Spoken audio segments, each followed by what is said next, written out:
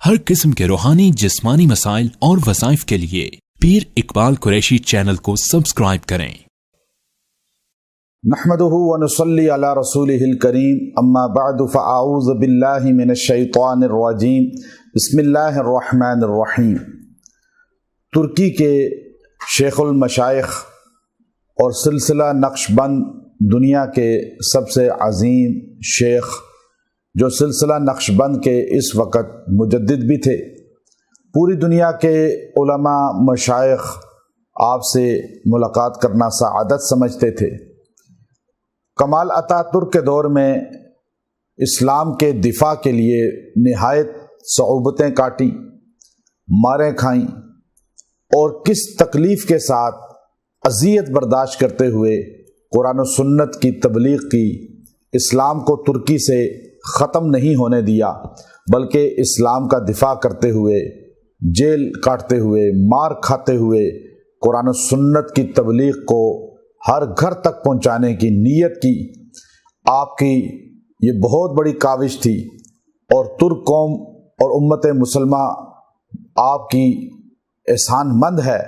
کہ آپ نے ترک قوم کے ایمان کی حفاظت کے لیے رات دن محنت کی، اور اللہ نے صلہ عطا فرمایا کہ صدر طیب اردگان بھی آپ کا معتقد خاص تھا،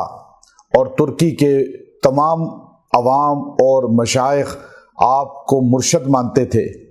اور تمام دنیا کے نقش بند سلسلے والے بھی آپ سے تعلق رکھتے تھے۔ آپ کا نام شیخ المشائخ حضرت مولانا محمود افندی رحمہ اللہ تعالی تھا، اور آج ہی آپ کا انتقال کی خبر ملی، اور نہایت افسوس ہوا،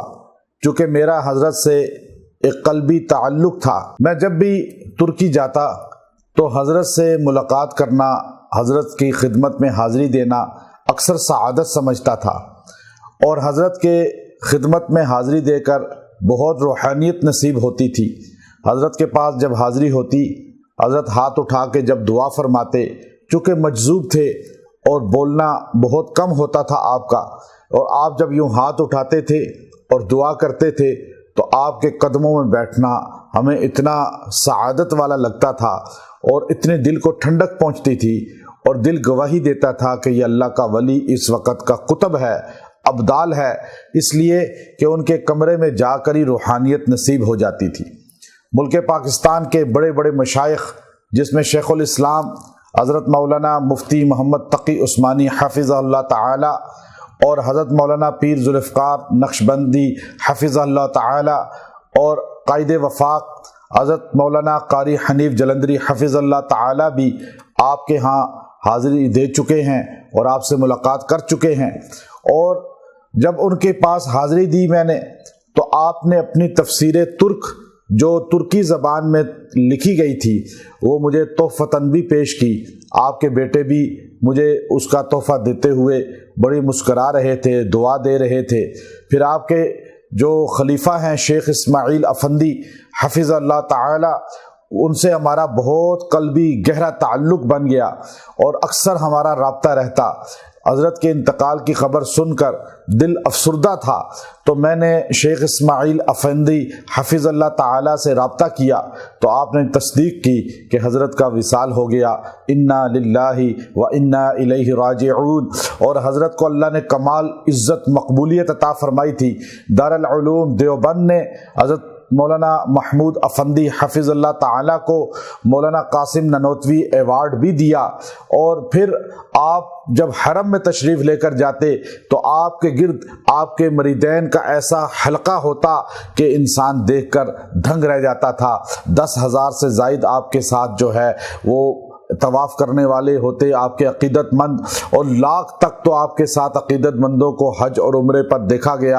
اور ترکی کے اندر نہیں بلکہ رشیا کی تمام ریاستوں میں آپ کو عزت سے اور آپ کو محبت سے نام لیا جاتا تھا، اور آپ سے عقیدت کا اظہار کیا جاتا تھا، اور اہلیان پاکستان بھی آپ سے بڑی محبت کرتے تھے، اور آپ کا نام بڑے ادب و احترام سے لیتے تھے۔ آپ کے وصال سے ایک بہت بڑا شگاف پیدا ہوا، ایک مجاہد، ایک دین کا داعی، ایک قرآن و سنت کا دفاع کرنے والا، ختم نبوت کا مجاہد ہو یا دفاع صحابہ کا مجاہد ہو، آج ہم سے جدا ہو گیا، لیکن وہ اس قافلے کے ساتھ مل گیا جس قافلے کو صحابہ اور تابعین اور اولیاء اللہ کا قافلہ کہا جاتا ہے، اور وہ تو آخرت میں ان لوگوں کے ساتھ جا ملے ہیں، لیکن ہم ان سے محبت کرنے کی وجہ سے، ان کے لیے دعا کرنے کی وجہ سے اور ان کے مشن کو آگے لے کر چلنے کی وجہ سے انشاءاللہ جنت میں ان کے ساتھ ہوں گے۔ وآخر دعوانا ان الحمد للہ رب العالمین۔